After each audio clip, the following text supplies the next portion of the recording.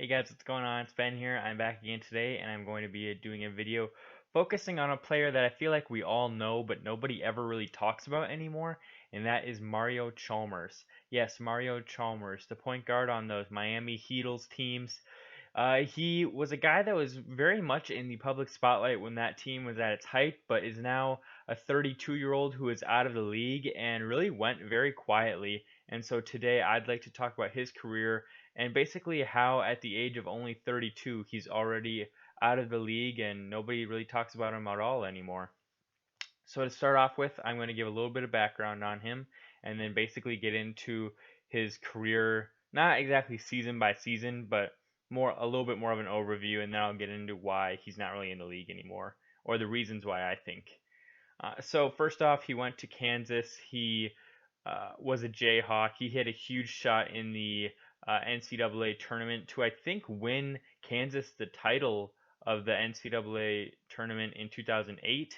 Then in 2008, he left and was drafted in the NBA in the first round. He went to Miami and was the point guard for the team, going him and Dwayne Wade and Michael Beasley were all teaming up, and that was an okay team. They were losing in the first round. He was on the Heat again the next season, in which they lost in the first round. Um, During these seasons, and for a lot of his career, actually, he never was a great shooter. In that well, actually, some years he was, but he was never efficient. He was a good shooter, but he's not efficient. So, like in his rookie season, he shot 42% from the field. And the next year, 40%. After that, 40, uh, 45, 43, 45, 40, 41, and then 38%. So, as you can see, over the course of his career, for his entire career, he shot 42% from the field. Not great. So, an inefficient dude. Very small player, like 6 feet, 6'1", maybe, with shoes and without shoes, sort of thing. Never really had a ton as far as like athleticism. He wasn't super athletic or explosive off the dribble. He didn't do a lot of his own shot creation ever, even in his younger years when he could run the show more on Miami. He's more just like a catch and shoot option on offense, and he distributed the ball okay, but not masterfully or anything. Um, his highest assist average per season was 5 in both his rookie year and 2014. As far as points per game in his rookie season, he averaged 10, which is one of the higher averages for his career, actually.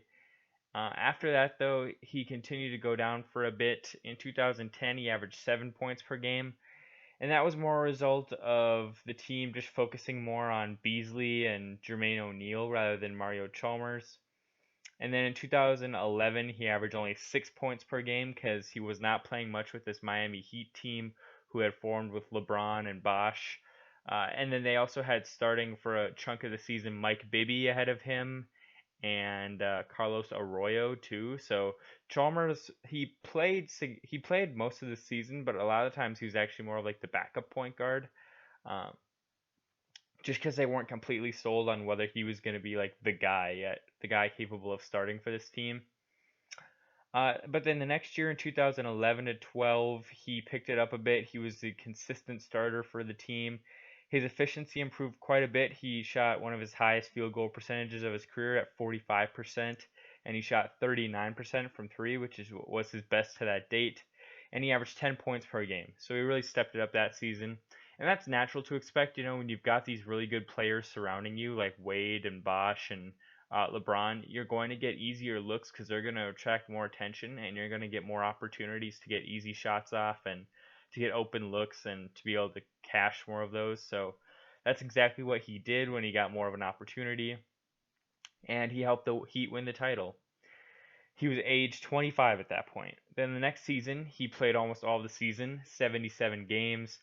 Same sort of story, averaged 9 points per game. He shot 43% from the field and 41% from three, so pretty good averages there. About 4 assists a game. Of course, he wasn't getting many assists because LeBron or Wade brought the ball up most of the time. But again, his efficiency averages were pretty good, and he started most of the season, and again, was just a really good supporting piece on a Miami team where he didn't have to do too much heavy lifting. So from that perspective, he fit in really well. Next year, 2013 to 14, his age 27 season. Again, much of the same story, 10 points per game, 5 assists, 45% from the field, 39% from 3. And then the Heat got to the finals this time, but they did not win because the Spurs were more talented and Wade was somewhat injured and played poorly in the finals, and just a lot of other supporting pieces weren't really working out for that team. But Chalmers performed adequately. 2014 to 15, Chalmers was 28 years old, getting right into the heart of his prime. He averaged the most points per game of his entire career at 10.2 points per game. He had 4 assists a game. He shot only 40% from the field and only 29% from 3. So this was definitely the result of the team not having LeBron anymore. Chalmers didn't get nearly as many open looks to cash in on. The defenses could pay much more attention to other players because they didn't have to draw so much attention to LeBron. Also, with Bosch missing like half of the season and Wade missing some time too, that took that again put more pressure on the other players on the court because Wade and Bosch would even attract a lot of defensive attention, but with those guys out, defenses didn't have to double team really anybody on the Heat, so that individual players on the Heat's offense got a lot more attention than before. So although Chalmers got more like shots per game, he definitely was played harder on defense than he had been in a couple of years, so that's why his efficiency dipped. 2015 to 16, he played a few games with Miami before they cut him just because they had acquired Goran Dragic, and there really wasn't much of a spot for him on the team anymore. Then he went to Memphis, where he played out the rest of the season basically. He played 55 games for Memphis. This was, again, his age 29 season. And this season overall, he averaged, again, like 10.3 points per game, 4 assists a game. Efficiency was still down. He was at 41% from the field and 31% from 3, so not great. And he was a decent player, though. He did decent. But then the next year he sustained this injury where he was out for the entire season. I don't remember the particular injury, but I know it cost him the entire season. So he sat out. And then he came back in 2017 to 18 and played nearly the whole season for Memphis, basically as Mike Conley's backup. He played in 66 games. He averaged 8 points per game, and he shot 38% from the field and 28% from 3, so really bad percentages. And I think he just really suffered from that injury in that he just was a little less explosive than before. And already, when you're not a dude who's super athletic, getting zapped of whatever athleticism you has really hampers you. And again, a thing where Memphis was so bad that when he was on the court, it wasn't like there were other players taking away attention where he could get open looks. He was basically always getting guarded. And with the decreased athleticism and the constant defensive pressure, his percentages again were pretty low. And then this last year, he didn't play with any team. So if I had to boil it down to why is Mario Chalmers out of the league at age 32, I'd have to boil it down to this. Number one, Mario Chalmers was never an efficient player, and the only reason he ever really played well, I think, is because he played with some of the best talent in the NBA at the time, and he really benefited a lot from playing with superstars because his life on offense was made much easier by superstars around him attracting a lot of the defensive attention and creating many more open looks for him. That's my number one. It's a big number one, but that's number one.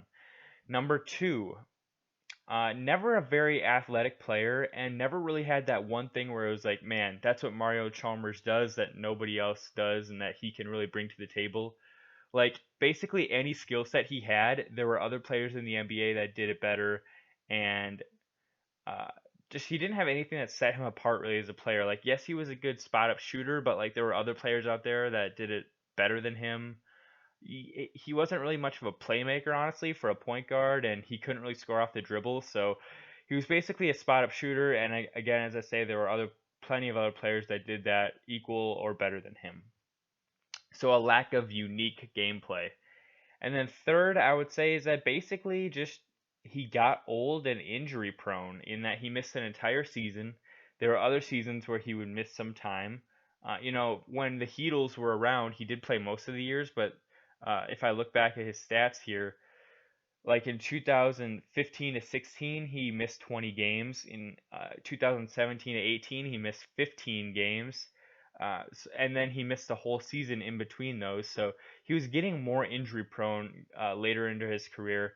And again, a thing where because he lacked athleticism, like, we say with guys like Westbrook and players like Derrick Rose that like age is really going to hamper them because they rely a lot on their athleticism and they lose it.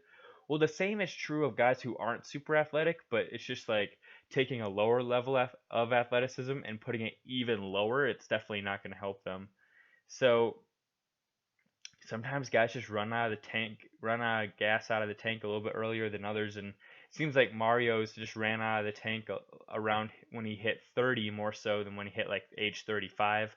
So again, if I'm going to summarize here, I'm going to say number one, um, his playing with superstars made him look better than he was.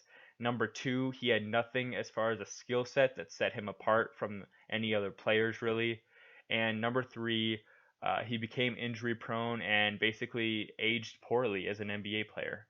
So there you go, guys. Those are the reasons that Mario Chalmers is no longer in the league. In the league. That's a harder name than I thought it would be to say. Well, either way, guys, hope you enjoyed the video. Hope you have a good day, and I hope to see you next time. Bye.